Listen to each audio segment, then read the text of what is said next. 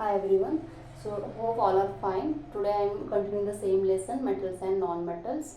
Yesterday I have discussed four methods of extraction of metal from its ore. In that first we discussed first method is grinding and crushing of ore. So next after crushing and grinding of ore we got a powdered form of ore. Again we are purifying that powdered form of ore. We are removing certain impurities. That is the next method is called concentration of ore. Concentration of ore. Or it is also called as enrichment of ore. Enrichment of ore, or also we can call it as a dressing of ore.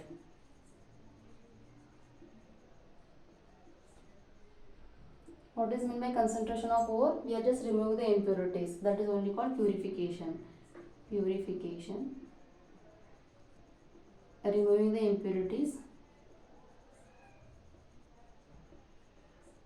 So that impurity is only called as it has one given a term, gangue. Gangue, or we can call it as a matrix. Okay, so what is meant by gangue? The ore which is mined from the earth crust, it is usually contaminated with certain impurities such as sand, soil, rocks, etc. These are also called as these are only called as a gangue. So I'll write down the definition for gangue.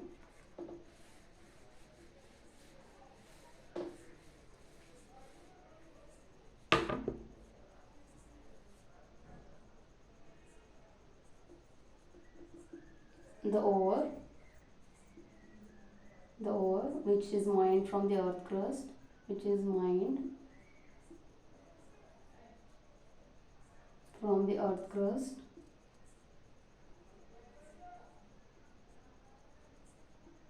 usually contaminated with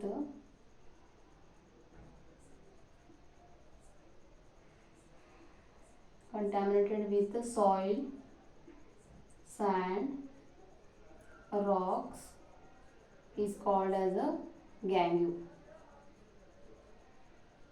Gangue or matrix. So this is the definition of gangue.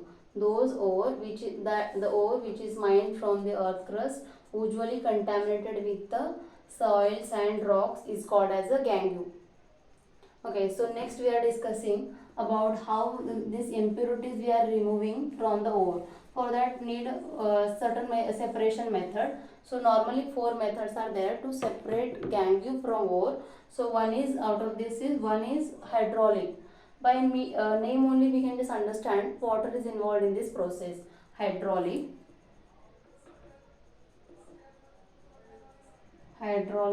method, hydraulic washing. It means we are washing ore with water. Washing ore with water.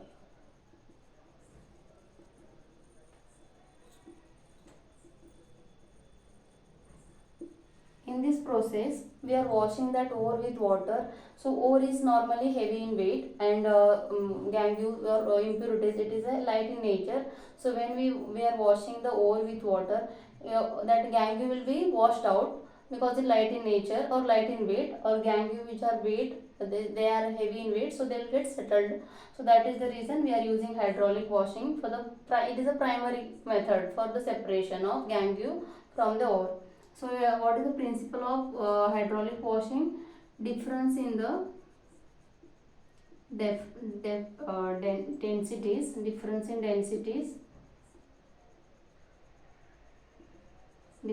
densities of ore and gangue. Ore and gangue. So gangue are light in weight or light in nature, or ore it's a heavy.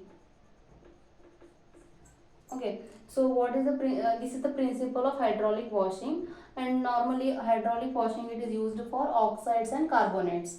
It's done for oxides and carbonates.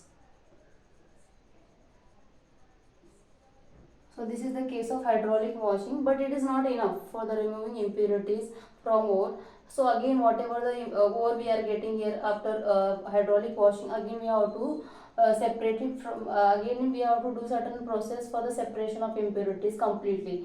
So again we are following the 3-4 methods again. So now after this hydraulic washing, again we are doing the magnetic separation.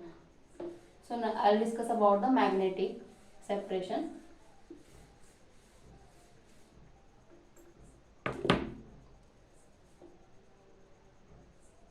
Magnetic separation.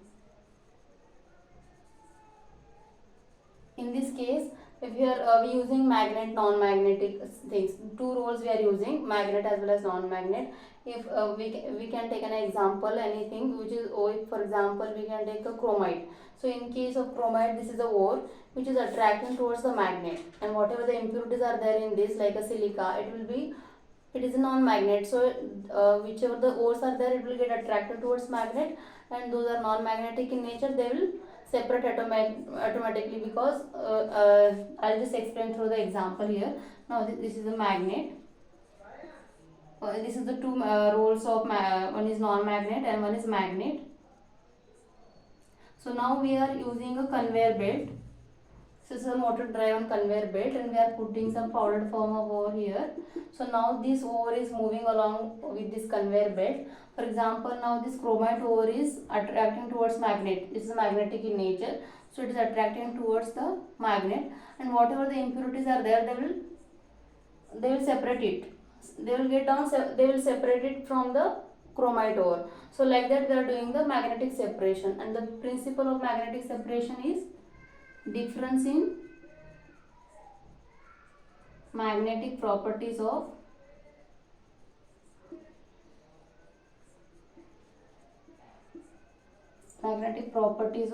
ore and gangue. So we have taken here example of ore which is magnetic in nature, but there are certain examples are there. In that gangues are magnetic in nature and ore are non-magnetic in nature. So I have just discussed about the one example, that is chromite, FeOCr2O3.